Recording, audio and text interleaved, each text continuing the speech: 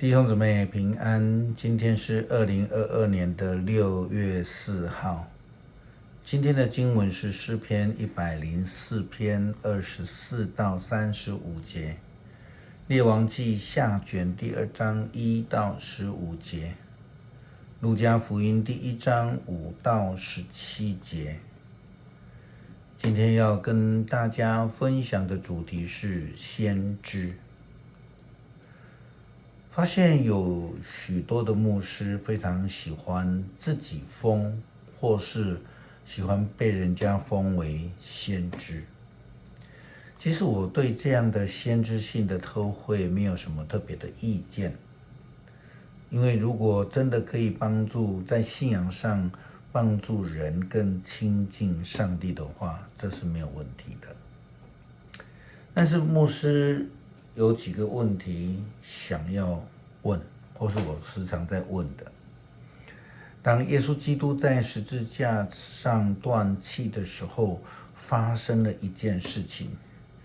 就是圣殿里面的帐幕已经裂成了两边，人呢不再需要透过中间者，我们说祭司或是先知，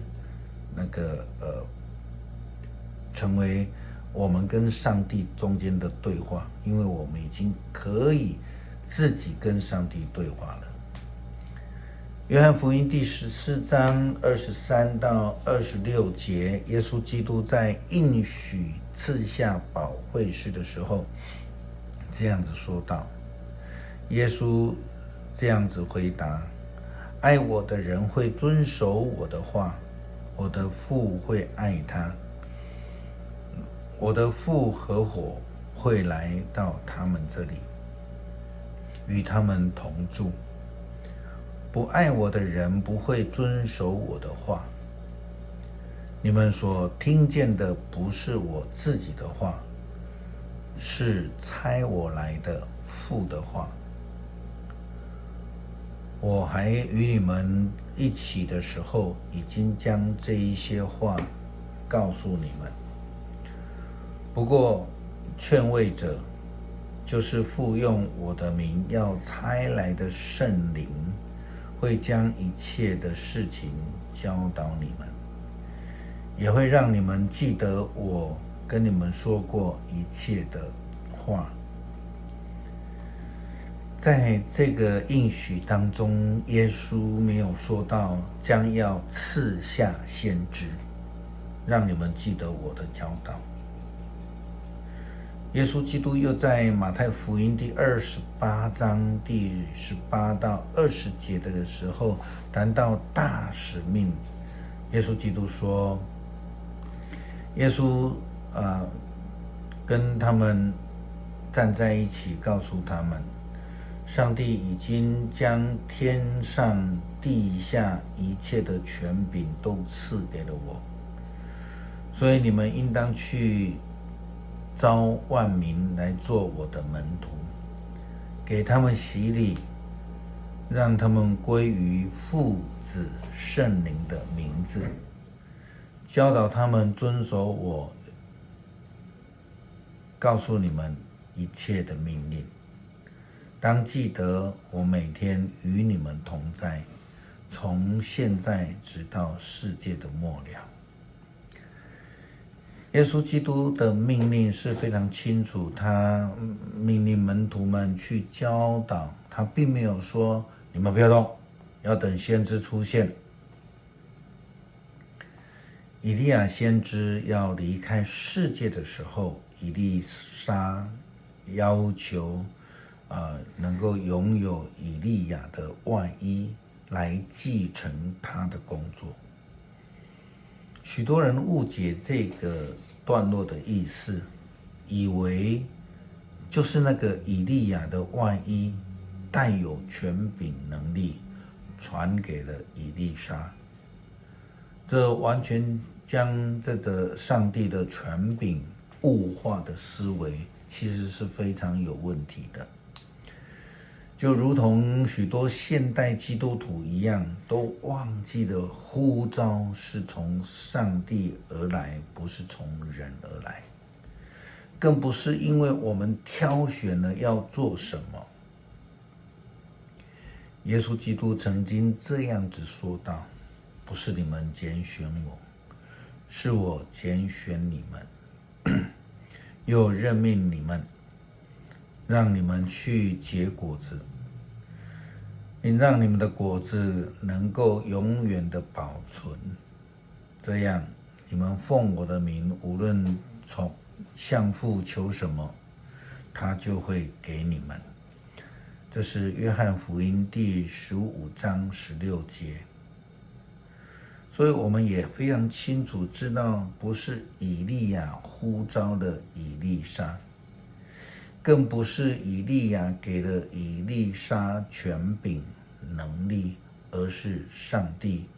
应该是说上帝透过以利亚呼召以利沙，是上帝的呼召，是上帝的拣选，是上帝赐能力给以利亚，同时他也是赐能力给以利沙。那个外衣呢，只不过是一个交接的象征而已。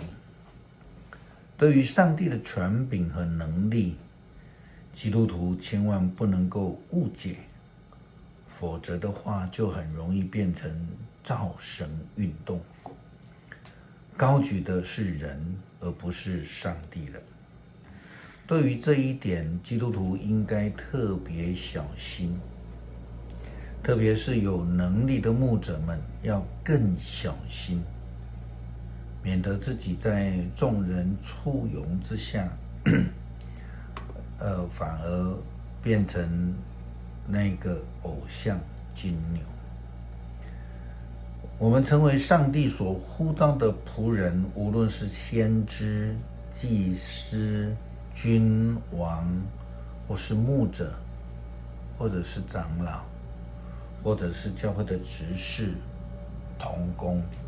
或者是基督徒本身，都应当要追求一件事情，那件事不是名誉，而是被上帝悦纳的服事。以利亚被接升天，因为他一生的服事虽然遇到过困境，但他仍然跟随上帝的带领，顺服上帝的旨意，是上帝眼中忠心的仆人。虽然列王记下卷第2章第15节说到，众先知们见证了以利沙捡到了以利亚的外套，也看到了以利沙将这个约旦河分为两边。经文说，耶利哥来的50个先知在远处观看，就说以利亚的能力在以利沙身上的，但是那个能力却是来自上帝。14节这样说，他用以利亚的外袍击打河水，说：上主以利亚的上帝在哪里？然后他又击打河水，水就分开，他就走过河到对岸去。耶稣基督降生之前，在耶路撒冷有一位资深的祭司，他的名字叫撒迦利亚。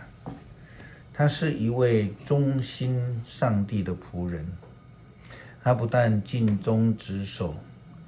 按照班列在圣殿里服侍上帝，他更是一位上帝眼中看为正直的仆人。他谨守的一切上帝所颁布的诫命和条例，但是他与太太一直没有孩子。有一天，上帝差遣使者告诉他预言，就是他将来要